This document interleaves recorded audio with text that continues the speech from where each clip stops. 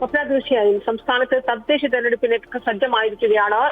2 ഘട്ടങ്ങളിലാണ് ഇത്തവണ തെരഞ്ഞെടുപ്പ് നടക്കുന്നത്. അതായത് ഡിസംബർ 9 ഒന്നാം ഘട്ടവും ഡിസംബർ 11 രണ്ടാം ഘട്ടവും എന്ന രീതിയിലാണ് തദ്ദേശ തെരഞ്ഞെടുപ്പ് നടക്കുന്നത്. ഡിസംബർ 9 തീയതി ആദ്യ ഘട്ടത്തിൽ നടത്തുന്നത് ആദ്യത്തെ 7 ജില്ലകളിൽ തിരുവനന്തപുരം, കൊല്ലം, പത്തനംതിട്ട, ആലപ്പുഴ, കോട്ടയം, ഇടുക്കി, എറണാകുളം ജില്ലകളിലാണ്. 7 ജില്ലകളിൽ 9 തീയതി ഡിസംബർ 9 ചൊവ്വാഴ്ച തെരഞ്ഞെടുപ്പ് നടക്കുന്നു. പിന്നീടുള്ള അതായത് മറ്റ് 7 ജില്ലകളിൽ തൃശൂർ, പാലക്കാട്, മലപ്പുറം, കോഴിക്കോട്, വയനാട്, കണ്ണൂർ, കാസർഗോഡ് ജില്ലകളിൽ ഡിസംബർ 11 വ്യാഴാഴ്ച തെരഞ്ഞെടുപ്പ് നടക്കുന്നു. 2 ഘട്ടമായാണ് വോട്ടെടുപ്പ് ഇത്തവണ നടക്കുന്നത്. ഇതിൽ ഡിസംബർ 13 വോട്ടെണ്ണൽ, ഡിസംബർ 13 ശനിയാഴ്ചയാണ് വോട്ടെണ്ണൽ.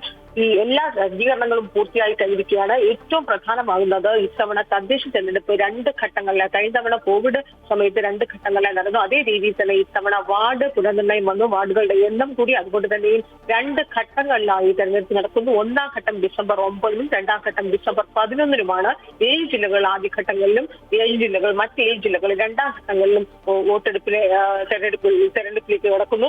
ഈ ഡിസംബർ 13 തീയതിയാണ് വോട്ടെണ്ണൽ എന്നതാണ് ഏറ്റവും ശ്രദ്ധേയമാകാണ്. 20-ം തീയതി പുതിയ ഭരണസമിതി അധികാരത്തിൽ കയറേണ്ടതുണ്ട്. അതുകൊണ്ട് തന്നെ ഈ തെരഞ്ഞെടുപ്പിന്റെ തെരഞ്ഞെടുപ്പ് പ്രക്രിയ പൂർത്തിയാക്കുന്നത് ഡിസംബർ 18 അതിനുശേഷം 20-ം തീയതിക്കുള്ളിൽ പുതിയ ഭരണസമിതി അധികാരത്തിലേറുന്ന രീതിയിലാണ് തെരഞ്ഞെടുപ്പുകളുടെ ക്രമീകരണങ്ങൾ സജ്ജമാക്കിയിരിക്കുന്നതെന്ന് സംസ്ഥാന തെരഞ്ഞെടുപ്പ് കമ്മീഷൻ അറിയിച്ചു. തെരഞ്ഞെടുപ്പ് കമ്മീഷന്റെ വിജ്ഞാപനം വരുന്നത് നവംബർ 14 തീയതി വിജ്ഞാപനം വരുമ്പോൾ നാമനിർദ്ദേശ പത്രിക സമർപ്പിക്കുന്നതിനുള്ള അവസാന തീയതി നവംബർ 21 സ്ഥാനാർത്ഥികൾക്ക് നാമനിർദ്ദേശ പത്രിക സമർപ്പിക്കേണ്ട അവസാന തീയതി നവംബർ 21. ഒപ്പം തന്നെ ഇതിന്റെ നാമനിർദ്ദേശ പത്രികകളുടെ സൂക്ഷ്മ പരിശോധന നടക്കുന്നത് നവംബർ 22 സ്ഥാനാർത്ഥിത്വം പിൻവലിക്കുന്നതിനുള്ള അവസാന തീയതി നവംബർ 24 സ്ഥാനാർത്ഥിത്വം പിൻവലിക്കുന്നതിനുള്ള അവസാന തീയതി.